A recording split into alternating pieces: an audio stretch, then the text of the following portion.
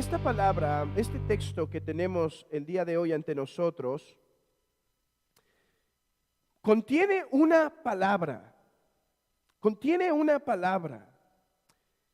en la cual hay mucha riqueza para la iglesia de Cristo. De hecho, hemos leído el versículo 28, 29 y 30, pero nuestra predicación, nuestro tiempo se enfocará únicamente en el versículo 30, particularmente la palabra consumado es.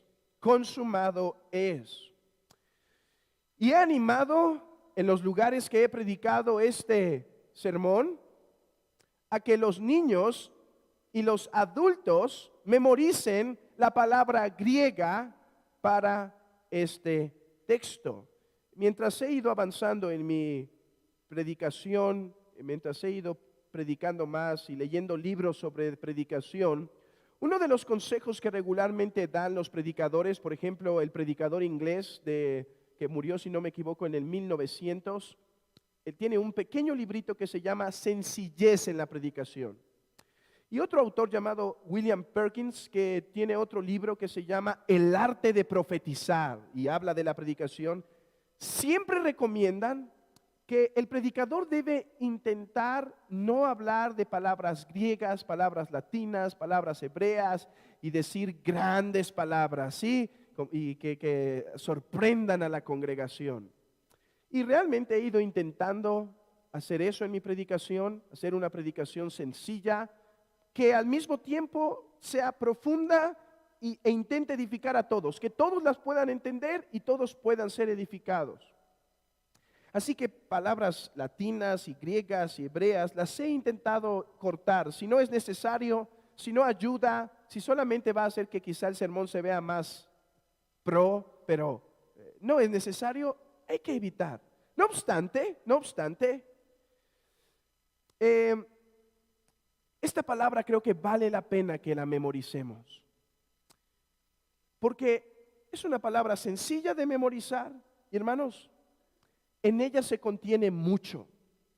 En ella se contiene mucho de esto. Así que les animo a que memoricen esta palabra. Y es que cuando Jesús dice consumado es, en griego realmente solamente fue una palabra. Digo griego porque Juan fue lo que escribió cuando escribió su evangelio. Juan lo escribió en evangelio y Juan usa solamente una palabra. Y la palabra griega que usa Juan es esta: tetelestai. Tetelestai. Niños, yo no les voy a dar el catecismo, pero si los encuentro de repente caminando mientras estamos en la comida y demás, voy a preguntar, ¿cuál era esa palabra? Porque es sencilla, ¿no es cierto? Tetelestai. Tetelestai. Y hermanos, inténtenla memorizar también a ustedes, que quizá también les preguntaré. Es una sola palabra, pero tiene mucho contenido. De hecho, me gusta lo que Charles Spurgeon dijo sobre esta. Él dijo esto: al traducirlo al español, bueno, él no hablaba español, pero dice, al traducirlo al inglés, pero apropiémoslo a nuestro contexto, ¿sí? Al traducirlo al español, dice Spurgeon, tenemos que usar dos palabras, ¿cierto? Consumado es. En griego es una, dice él. Pero solo fue una cuando fue pronunciada. Un océano de significado en una gota de lenguaje. Esto es como el iceberg. En el iceberg nosotros solo vemos una puntita, pero por dentro hay una gran masa de hielo. Así dice Spurgeon. Es una gota de lenguaje, pero en esta gota de lenguaje hay un océano de significado. Una simple gota, pues eso es todo lo que podemos decir de una palabra: consumado es. Sin embargo, son necesarias todas las palabras que los hombres han dicho para poder explicar lo que esta palabra significa. Una palabra, tetelestai, pero necesitamos infinitud de palabras para poder explicar correctamente lo que esta significa, lo que esta palabra implica. Y ese es mi propósito en esta exposición. No explicar todo lo que esta palabra significa, pero hermanos, que al menos podamos sondear la superficie de esta palabra. Mi deseo no es llegar a la masa más grande del iceberg. Quizás solo nos quedamos por afuera, pero hermanos, en esto habrá grande galardón para nuestras almas. De manera que deseo exponer el significado de esta profunda palabra. Y lo haré a través de dos formas. En primer lugar, déjenme explicar esta palabra en su uso común. Y después, en segundo lugar, veremos esta palabra, el significado de esta palabra en los labios de Cristo. Comencemos entonces por entender esta palabra en su significado común. La palabra griega, consumado, tiene la idea de transmitir algo que está terminado. De hecho, tengo que confesar algo. Nuestra traducción, la Reina Valera 1960 que usamos, es una muy buena traducción al traducir esta palabra. Porque, hermanos, qué bello lenguaje tenemos para poder explicar lo que pasó. Consumado. Consumado es. Y vean eso, no solo dice consumado, sino consumado es. Está terminado. Si pudiésemos parafrasear el significado de esta palabra, o sea, expandirlo con más palabras, podríamos decir que esta palabra griega tiene el significado de algo que está hecho, está terminado, no le falta nada, está listo, está perfecto y ya no hay nada más que hacer.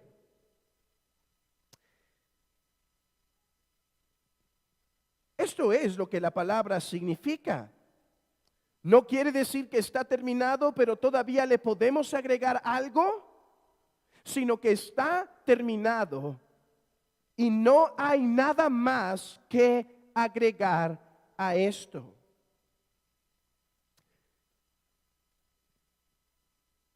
Déjenme intentar transmitir la idea por medio de un ejemplo.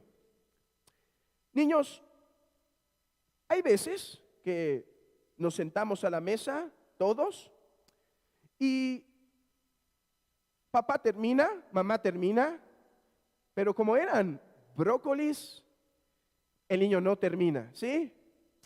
Y entonces, la mamá se sube a hacer sus quehaceres, sus pendientes, y el papá también, y le hablan al niño y dice, ¿ya terminaste? ¿Y qué creen que hay? Todavía hay brócolis en el plato. ¿Y qué dice el niño? Ya estoy terminando. A veces dice, ya casi termino. Ya mero me los acabo. Bueno, eso no es lo que quiere decir la palabra consumada. Consumado. La palabra consumado es que ni un cabellito del brócoli estuviese en tu plato. Y entonces mamá pregunta y dice, ¿has terminado? He terminado. Los he comido todos. Esto es lo que esta palabra en el tiempo verbal que es utilizada en el griego significa. Es alguien que ha acabado una obra y que no se le puede añadir nada más. Es como aquel constructor que pasa años invirtiendo para hacer un puente, poniendo sus pilares, poniendo correctamente el concreto para hacerlo seguro, poniendo el acero suficiente hasta el momento en que dice está terminado y un tráiler puede pasar ya por encima de este puente y se va a sostener. Esta es la idea de algo que está terminado y no hay nada que añadir. Bueno, entendiendo el significado de esta palabra, ahora pasemos a meditarla en los labios de Cristo. Porque, hermanos, lo que hace esta palabra especial no es solo su significado cultural, natural, general. Lo que hace esta palabra profunda e inescrutable es quién la dijo y en el momento en que la dijo. Así que pasemos a considerar esta palabra en los labios de nuestro Señor Jesucristo. Y me gustaría aclarar en primer lugar lo que esta palabra no significa en los labios de Cristo. Porque a veces nos podemos confundir y no entender verdaderamente lo que consumado es o lo que consumado significa, porque le restamos o la mezclamos con otros aspectos. Así que quiero aclarar lo que no significa. Esto es bien importante. ¿Por qué? Porque si no entendemos a lo que Cristo se refería, vamos a ver que hay una obra de Cristo que todavía no está terminada. Y entonces vamos a evaluar, a ser movidos a evaluar todas sus obras así. Sí está consumada, pero ninguna está terminada. No, déjenme entonces decir lo que no significa. En primer lugar, no significa que Cristo ya no tenía nada que hacer en lo absoluto. ¿Por qué? En primer lugar, porque tenía que todavía ser sepultado. ¿No es cierto? Era parte de su ministerio. Después tenía que resucitar al tercer día.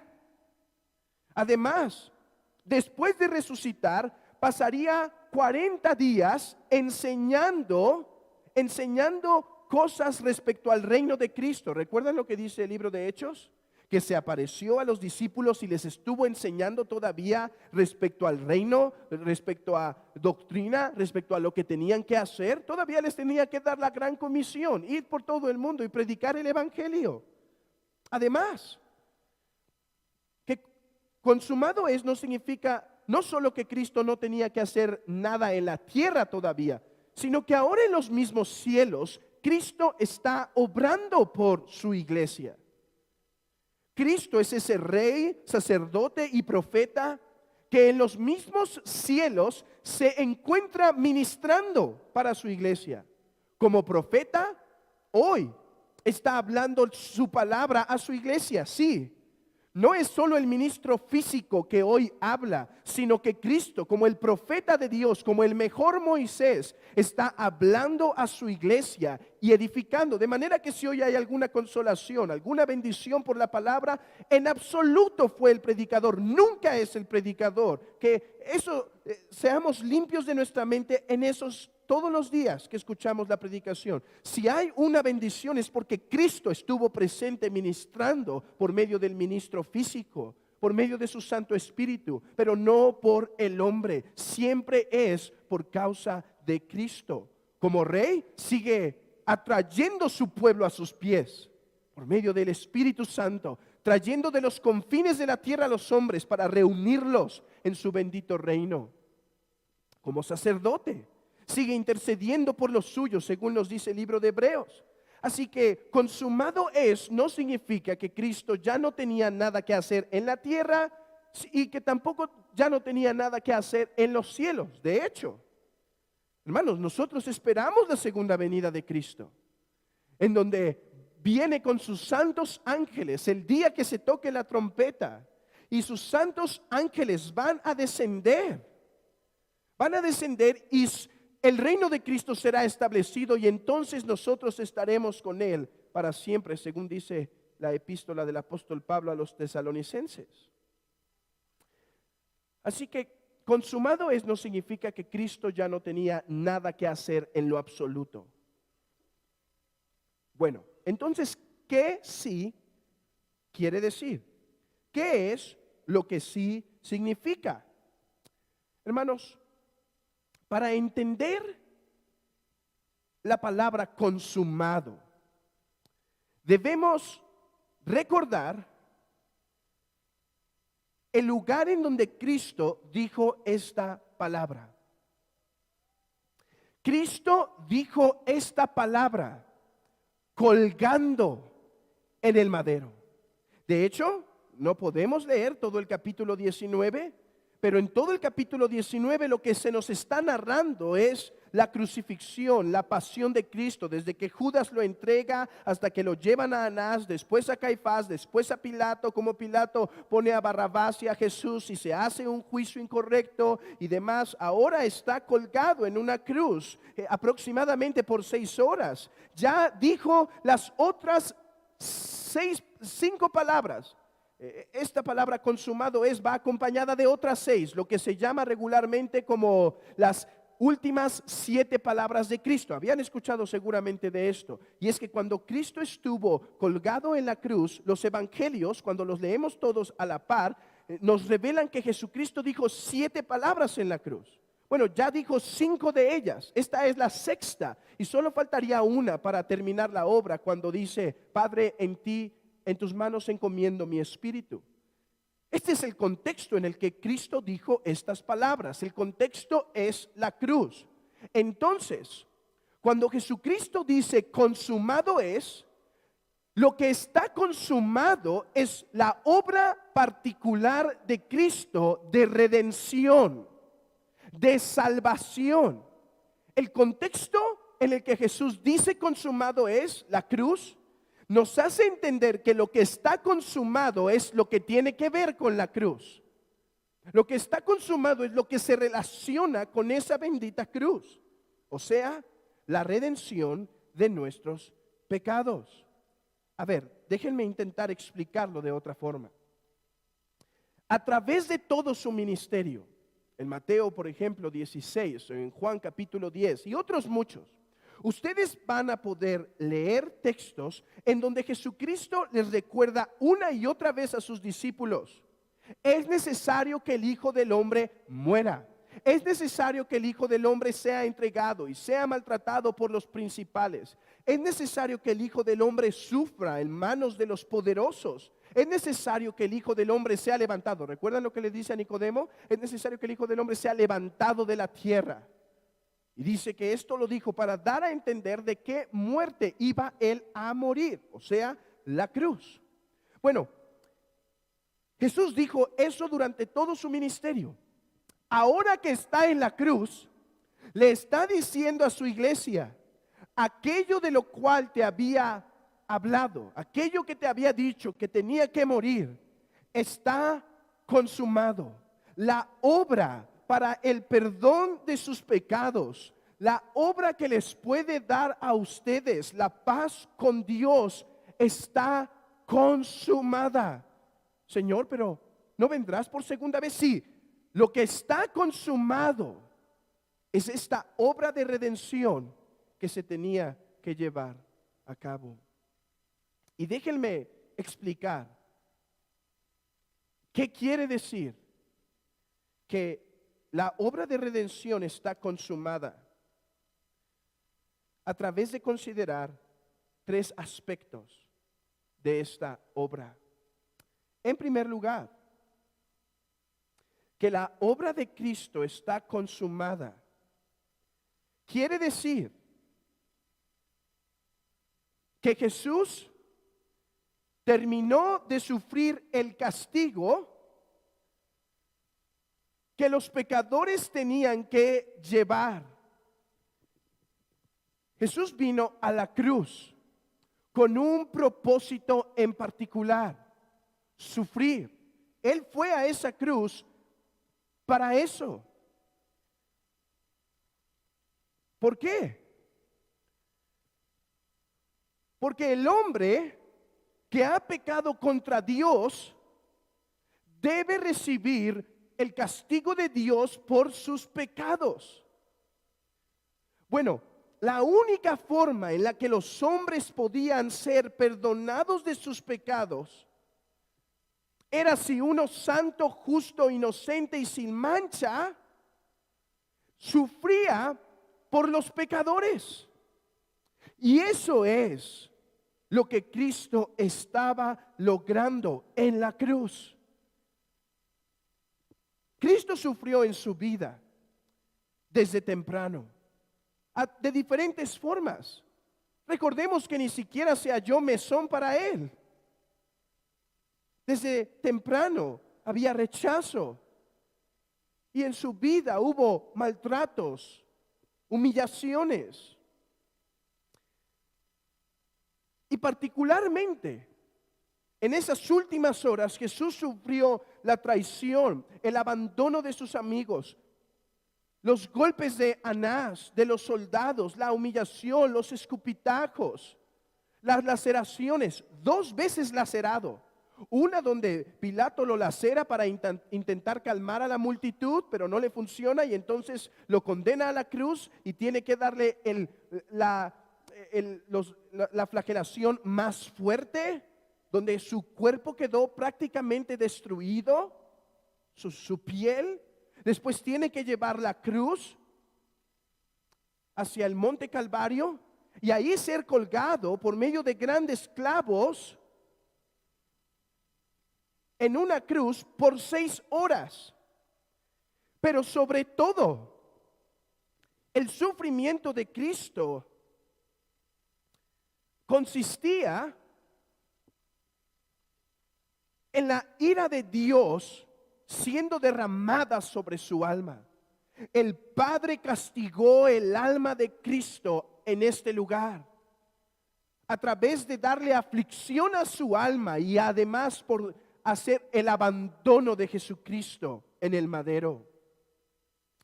Por 6 horas estuvo allí, no solo con un cuerpo gravemente lastimado, sino con un alma sufriente. Un alma sufriente. Su alma, por decirlo poéticamente, sangraba más que su cuerpo en este momento. 6 horas llevando esta agonía hasta que exclamó: Dios mío, ¿por qué me has abandonado? La ira del Padre se reveló. Oh, mi amigo, ¿quieres saber cuánto aborrece Dios a los pecadores? ¿Quieres saber cuánto aborrece el mismo pecado y aquel a quien lo comete? Tanto que cuando su Hijo dijo que Él llevaría la carga por los pecados de ellos, no lo eximió del juicio. No lo eximió del juicio, sino que lo llevó en la cruz, en angustia.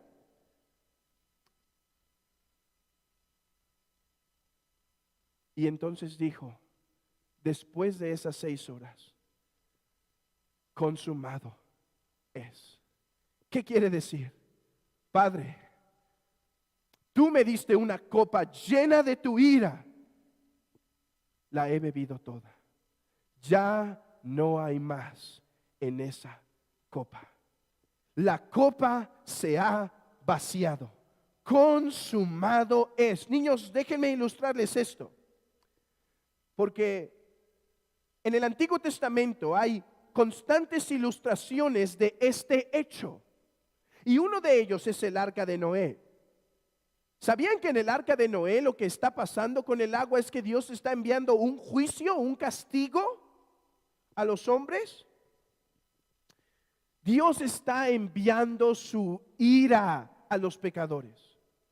Y entonces, recibiendo esa ira, llega al día 40. Y entonces, ¿qué pasa, niños? ¿Qué pasa cuando llega el día 40? Dice que Dios se acordó de Moisés y entonces hizo cesar su ira. Ya no hubo más fuentes ni de abajo ni torrentes de arriba para derramar sobre la tierra. Cesó su ira. Algo semejante, pero más grande, pasó en la cruz. Dios derramó su juicio.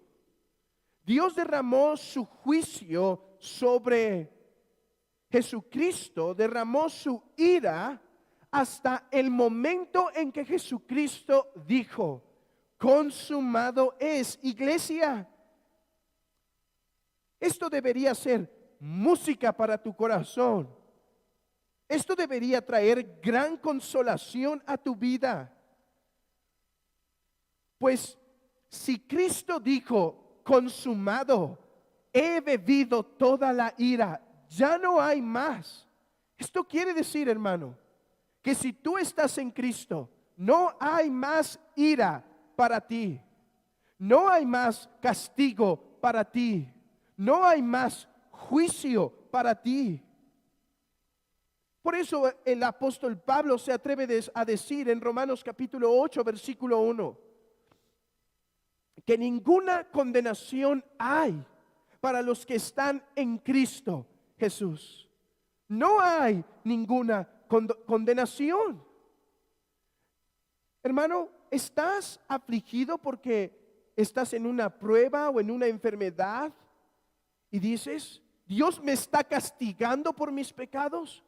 A la luz de esto, corrige tal pensamiento. No estoy diciendo que Dios no ha permitido esto en tu vida. Ciertamente lo que pasa es porque lo ha permitido. Pero es diferente que Dios use las pruebas para santificarnos y purificarnos, que pensemos que Dios nos está castigando con ellas. Ahora, mi amigo, si tú no estás en Cristo, esos sí son juicios que vienen sobre tu alma para advertirte de un juicio mayor que viene pronto sobre ti. Pero para ti, querida iglesia, no hay condenación. Y no veas la disciplina del Señor nunca como un castigo, como un juicio, porque este lo pagó Cristo. Hermano, a la luz de que la ira de Dios cayó sobre Cristo y no hay más, también seamos corregidos en lo siguiente, y sobre todo aquellos con una conciencia sensible al pecado. Hermano, ¿has caído en esta semana, en este mes? ¿Estás batallando? ¿Tienes luchas? ¿Has tenido pruebas difíciles en las tentaciones y demás? Y en algunas ha habido derrota. Bueno, hermano, qué bueno que hay dolor y aflicción en tu corazón. Qué bueno por ello. Porque no esperamos menos cuando el cristiano cae, que aflicción nos aflige, porque ya no queremos pecar. Oh, pero no nos equivoquemos, hermanos. Acércate a Dios para restablecer tu comunión. Y no pienses que tienes que hacer algún tipo de penitencia antes de poder acercarte a Él. Hermanos, nosotros rechazamos la doctrina romanista de la penitencia, pero a veces vivimos como si existiera. Hermano, ¿has caído? ¿Y ya no quieres caer? ¿Y quieres luchar? Acércate. Sí, caíste y dices, pero me avergüenzo. Sí, pero no hay más ira para ti. No es que tienes que hacer 5 oraciones y 5 Padres Nuestros y 5 rosarios y unas cuantas visitas a la catedral antes de hacerlo. Bueno, déjame ponerlo en contexto. No es que tengas que leer 10 capítulos, hacer una oración de más de media hora, 1 hora e ir al evangelismo fielmente, y entonces vas a poder apaciguar la ira de Dios para acercarte bien, ya que te hayas portado bien. No es así, hermano. No hay ira para ti. Acércate, busca. ¿Has caído? ¿Te atormenta? ¿Te duele? ¿Hay tristeza? Está bien, pero búscalo ya. Búscalo ya. No tienes que hacer penitencia antes de acercarte a Él. Eso atenta contra la suficiencia de la cruz de Cristo. Y lejos esté de nosotros, por desear una iglesia santa, lejos esté de nosotros de caer en un sistema penitenciario. ¿Queremos una iglesia santa? ¿Queremos cristianos que amen al Señor y vivan conforme a su voluntad? Sí, pero nunca por medio de la falsedad. ¿Saben qué será el temor de Roma? ¿Saben por qué Roma no hablaba esto? Porque haría que los cristianos dejaran de vivir santamente. Esa era la preocupación de Tetzel y de los demás. Es que si les decimos que tienen el perdón de sus pecados, no vivirán santamente. Bueno, yo estoy llamado a predicar la palabra. Y la palabra dice que Cristo consumó la ira de Dios y no hay más castigo para el pecador. Si esto mueve a alguien a pecar más, mi amigo, estás perdido. Pero si esto te mueve a gratitud y a querer vivir conforme a su voluntad, hermano, esa es la actitud correcta. Hermano, ¿te atormentan los pecados del pasado? ¿Caíste en graves errores en el pasado ¿sabes que tienes una deuda muy grande por cómo viviste, por cómo te comportaste durante toda tu vida? No está mal. No está mal que tengas esa vergüenza, pero sé libre de condenación en tu corazón, porque ninguna condenación hay para los que están en Cristo Jesús. No hay más para ti, querido hermano. No hay condenación. Ahora, si eso te avergüenza, porque a todos nos avergüenza, ¿no es cierto? Pues mira esa cruz, escucha la palabra de Cristo que dice consumado y date cuenta de la gran deuda.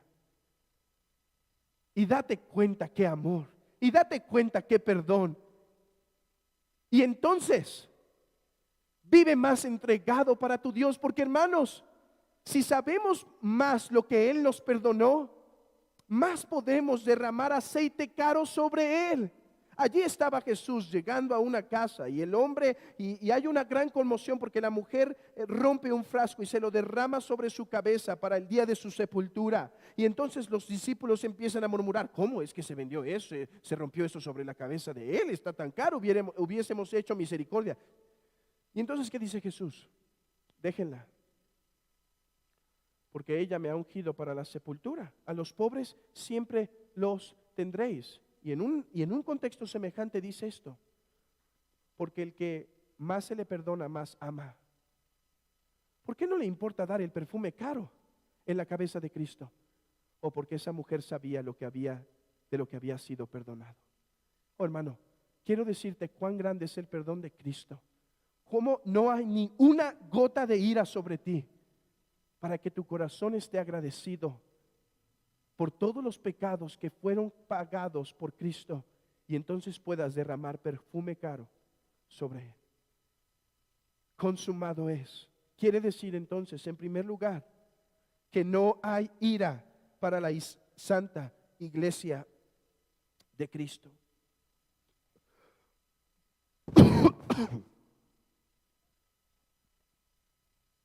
En segundo lugar, hermanos, en las palabras de Cristo, en el momento que está en la cruz, consumado es, tiene otro significado muy precioso para nosotros. Y es este, que cuando dijo consumado, quiso decir la obediencia requerida para que los hombres entren al cielo está hecha. A ver, ¿qué quiere decir esto? Hermanos, la única forma de entrar al cielo no es solo teniendo un historial limpio de pecados. Esto debe estar muy claro en nuestras mentes. No es suficiente no tener pecados, porque hubo un hombre y una mujer sobre la tierra que no tenían historial de pecados, ¿cierto? Adán y Eva, además de nuestro Señor Jesucristo, obviamente, pero refiriéndome a ellos. Y eso no los hacía merecedores a la presencia eterna de nuestro Dios. ¿Qué debía hacer Adán para entrar a ese lugar eterno? Adán debía obedecer a Dios. ¿Qué debía hacer? Multiplicarse, llenar la tierra, sojuzgarla y no comer del árbol del conocimiento de la ciencia del bien y del mal. Adán debía ser obediente y entonces entraría a la tierra. O para ponerlo más textualmente, Dios descendería entonces para así hacer en el Edén su casa perpetua. Dice que Dios descendía momentáneamente en el Edén, ¿recuerdan? Momentáneamente visitaba, pero si Adán obedecía y cumplía lo que Dios le había dicho, llegaría un momento en donde Dios lo recompensaría descendiendo con él. Obediencia perfecta es requerida para que los hombres habiten en la presencia de Dios. Cristo no solo nos da una lista blanca donde ya no tenemos pecados o culpa, porque esos los pagó en la cruz. Además de eso, nos da la obediencia perfecta para que podamos entrar a la presencia de Dios. ¿A qué voy? Déjenme ilustrar esto para los niños. Y siempre los adultos se benefician también. Niño, imagina un día que te invitan a una fiesta, una reunión. Y para esa reunión se pidió que todos fueran vestidos con ropa roja. Todo rojo, ¿sí? Tenis, pantalón, playera, chamarra, todo rojo. Y entonces tú vas muy emocionado a tu closet y ¿qué crees? Que todo es azul. Y te preocupas. Porque además vas y rompes tu alcancía para poder ver cuánto te alcanza. ¿Y qué crees cuánto tienes? Nada. Todo lo terminaste en esos dulces del domingo pasado. Y entonces te preocupas y dices, bueno, no pasa nada. No creo que se preocupe si llevo amarillo o azul. Y te das cuenta que en la invitación dice con letras muy claras y muy negritas hasta abajo, que dice, no entrará nadie que no venga de color rojo. Entonces vas y dices a mamá y papá, porque tú no puedes vestirte de esa forma. No tienes la ropa ni el dinero para lograrlo. Y entonces mamá, tú sabes, niño, que mamá siempre tendrá ahí algunos retazos, alguna playera roja antigua y empieza mamá a coser. Y se acerca la hora, ya es el día, y se acerca la hora, y ves cómo el reloj empieza a avanzar, y empieza a avanzar, y solo estás viendo a tu mamá.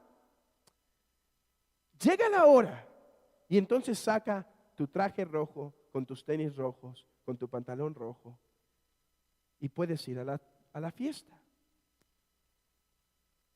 Y entonces te dice, entra, has venido con el atuendo necesario. Bueno, nuestro Señor Jesucristo, durante toda su vida, estuvo tejiendo ese vestido de obediencia que nos era necesario para poder entrar a la presencia de Dios. No era suficiente una lista blanca que se borraran los pecados. Se necesitaba un atuendo resplandeciente de obediencia. Y eso es lo que Cristo hace durante toda su vida. Por eso Él dice, vengo a obedecer al Padre, vengo a hacer la voluntad del Padre. Durante toda su vida, Él estuvo haciendo lo que Adán no pudo. Adán debía obedecer para entonces tener el derecho de entrar a la presencia de Dios por siempre, pero no pudo. Cristo viene y obedece todos los mandamientos que el Padre había mandado, a fin de que por su obediencia nosotros pudiésemos entrar a la presencia de Dios. Porque sin obediencia perfecta nadie entrará a su presencia. Amigo, por eso es que te urgimos a que descanses en Cristo para el perdón de tus pecados. Porque no solo no debes tener pecados, un problema ya, sino además debes obedecer perfectamente la ley, algo que nos es imposible hacer en nuestras fuerzas. Por eso Jesucristo dice a Juan el Bautista lo siguiente, cuando va a bautizarse Juan dice, oye, yo debo ir a ti, tú vienes a mí, ¿cómo es que te voy a bautizar? ¿Qué le contesta Juan? Deja, porque es necesario que cumpla toda justicia. En otras palabras, Juan, Dios te mandó a bautizar. Este es un mandato de Dios. Yo debo obedecer todos los mandatos de Dios. Tengo que cumplir toda justicia, o sea, tengo que ser el hombre justo que Dios manda. Tengo que ser el hombre perfecto, tengo que guardar su ley. Y es que entendamos esto, Cristo no solo no tuvo pecado, sino que guardó cada mandamiento de la ley de Dios perfectamente en su mente, en su corazón, en su vida, en sus pasos.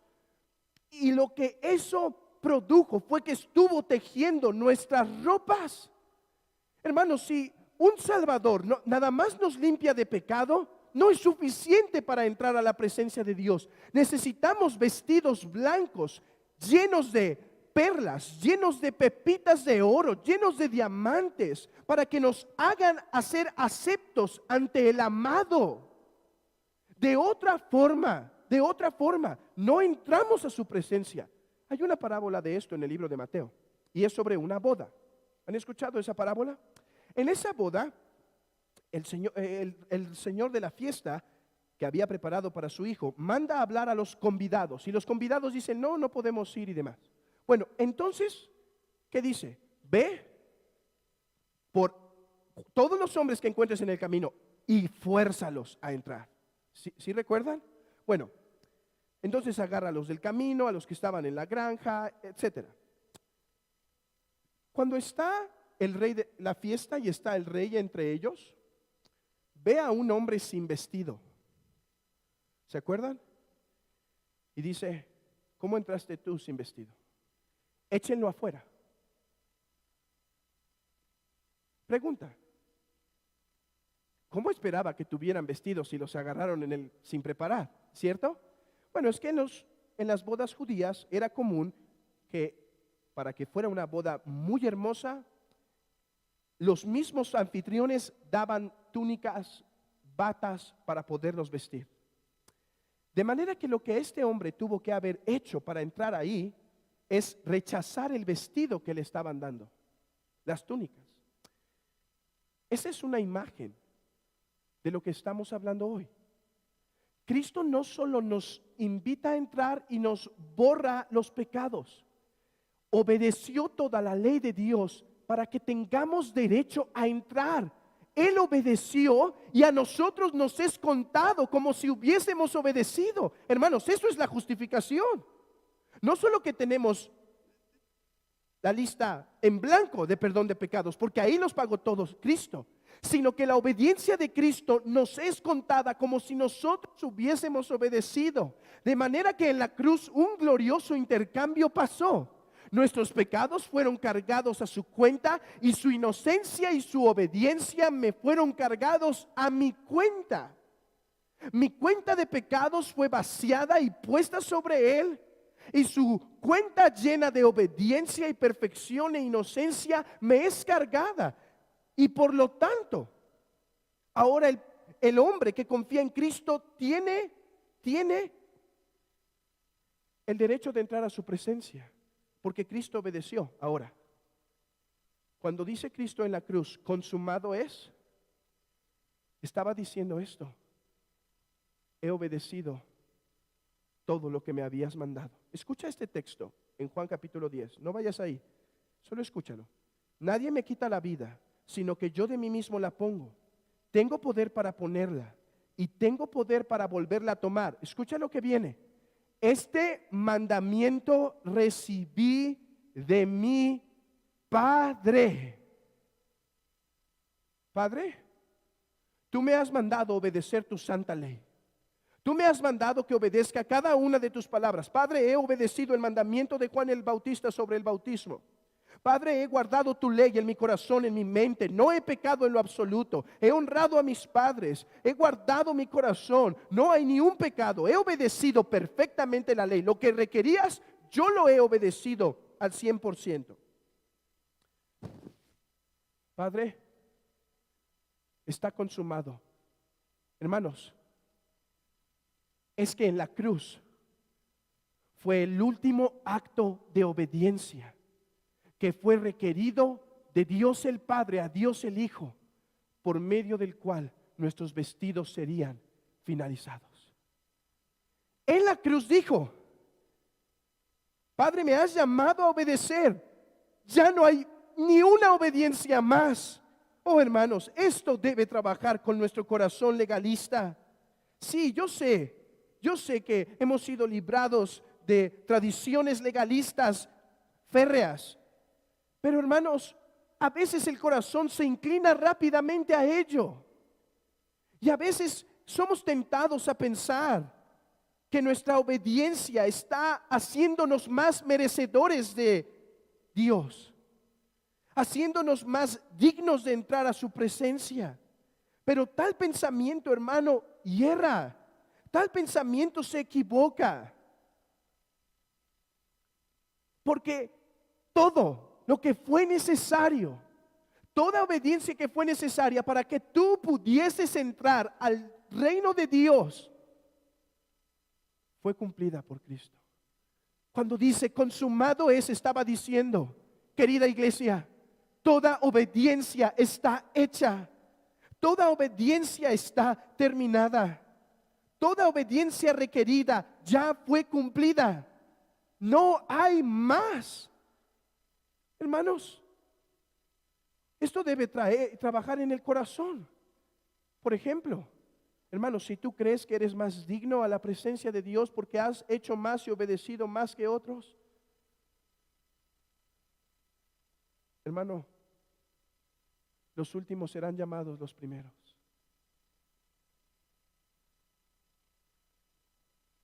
Ni una de tus obediencias, ni uno de tus sacrificios te va a hacer más apto para entrar al reino de Dios. Hermano, ¿estás desanimado porque no puedes hacer tanto como quizá otros? Sí, tu corazón quiere hacer más, pero ves tus tiempos, tus limitaciones, tu capacidad y quizá dices, yo quisiera ser más, pero no puedo. Seguro tendré el lugar más bajo en el reino de Dios. No, mi querido hermano, porque ni una obediencia, ni más obras te hacen acepto o más acepto ante el Padre. Es por la obra de Cristo y por los vestidos que Él nos ha puesto que seremos amados delante de Él. No hay una razón por el que nos podamos desanimar. Por el contrario, esto no quiere decir que no debemos obedecer la ley de Dios. Esto no quiere decir que no nos debemos esforzar. Esto quiere decir que lo debemos hacer por los motivos correctos, no para ganarnos el favor del Padre como si no lo tuviésemos, sino por gratitud a Dios Trino. Porque Él ha obrado esto para nosotros.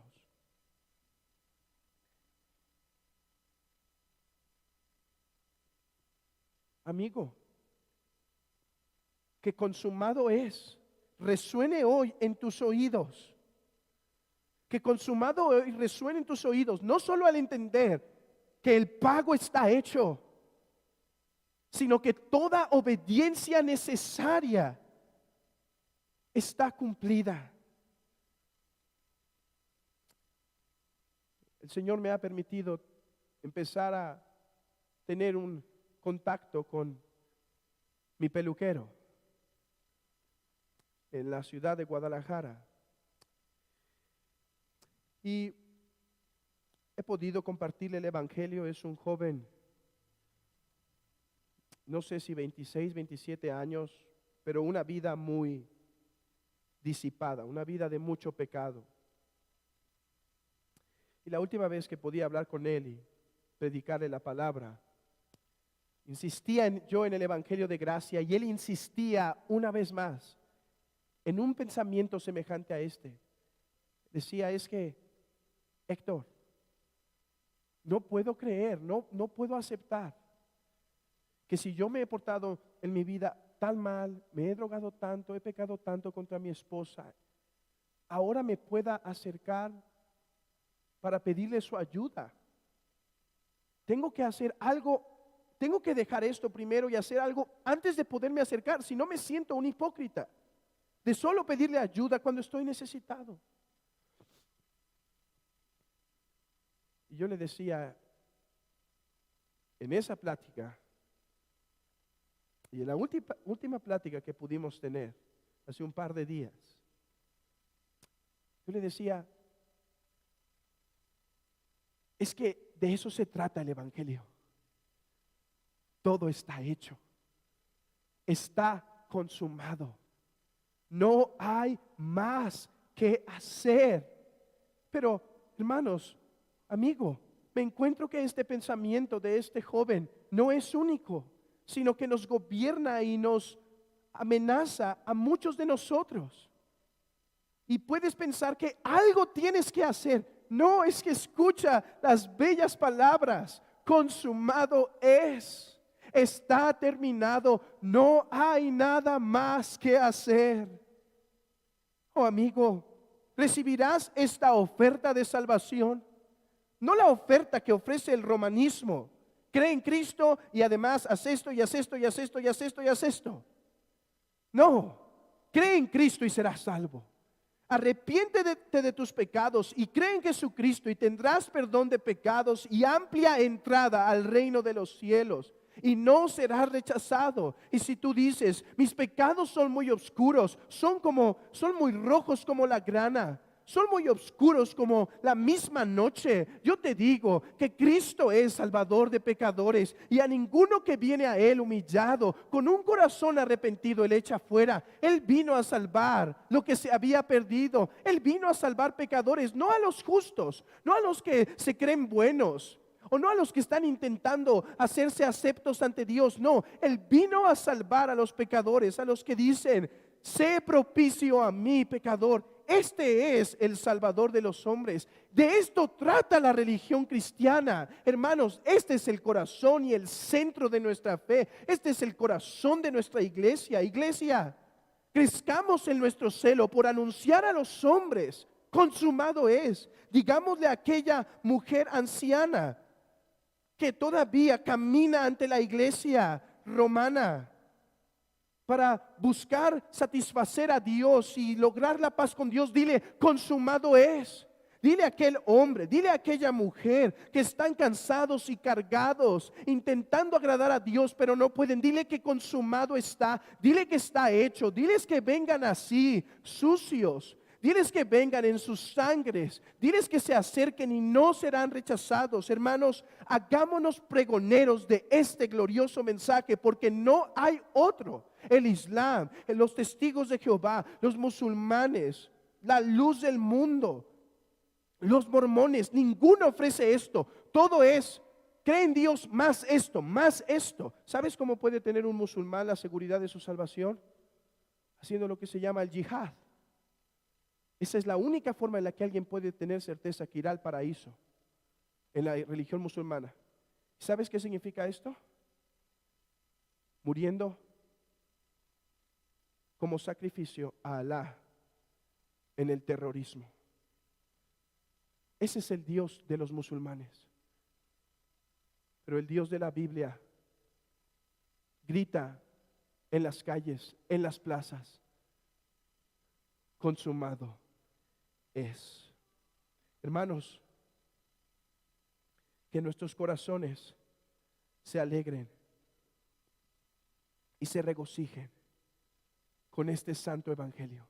Que tu corazón se inflame, que tu corazón se mueva, querido hermano. Oh hermano, no me da temor hablar del evangelio de la gracia, porque no hay otro evangelio.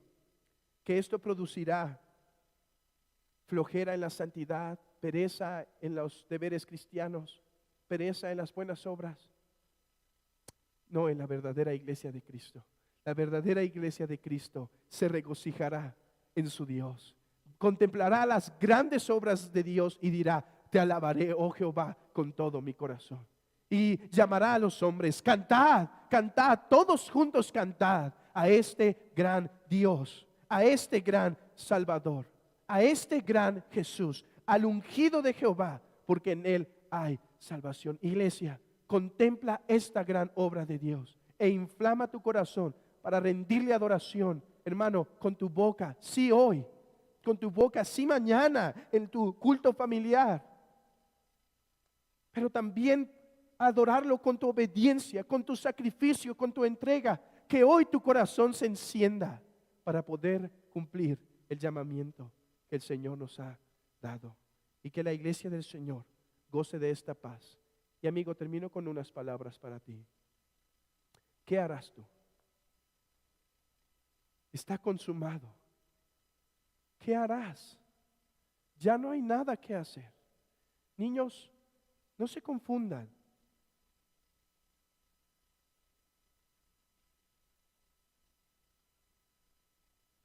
El cristianismo, niños, no trata de portarse bien, de obedecer a los papás para entonces poder recibir el perdón de Dios o de memorizarme bien el catecismo.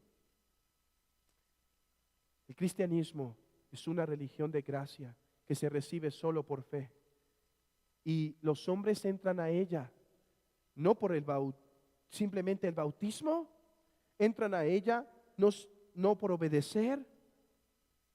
Los hombres entran a esta religión no por nacer en un lugar cristiano, niño. La única razón por la que los hombres entran, sea un niño, sea un anciano, es por fe en el Señor Jesucristo. Amigo, cree en el Señor Jesucristo y serás salvo.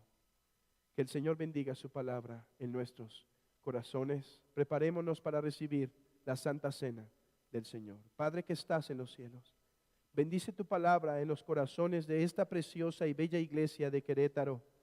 Señor, es tanto gozo ver a tu pueblo reunido. Es tanto gozo ver a tu pueblo crecer, madurar, cantar, leer, prestar atención a tu palabra. Oh Señor, gracias por esta preciosa obra que estás cuidando y sosteniendo aquí. Provee pronto, Señor, un pastor según tu bendita voluntad, para que alguien pueda cuidar con esa ternura, Señor. Gracias por el ministerio de nuestro hermano Miguel Fatel, del pastor Miguel.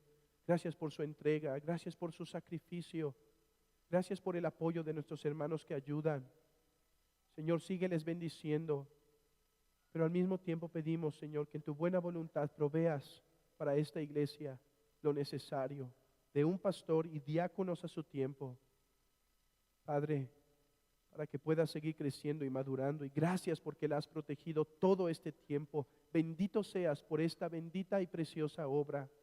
Señor, ahora te pido que tu palabra caiga en los corazones de tu iglesia como un consuelo, como un bálsamo y como una exhortación para corregir cualquier cosa que es deficiente, ya sea en su entendimiento o en su práctica, pero que tú obres a través de esta bendita palabra que hoy hemos meditado. Consumado es.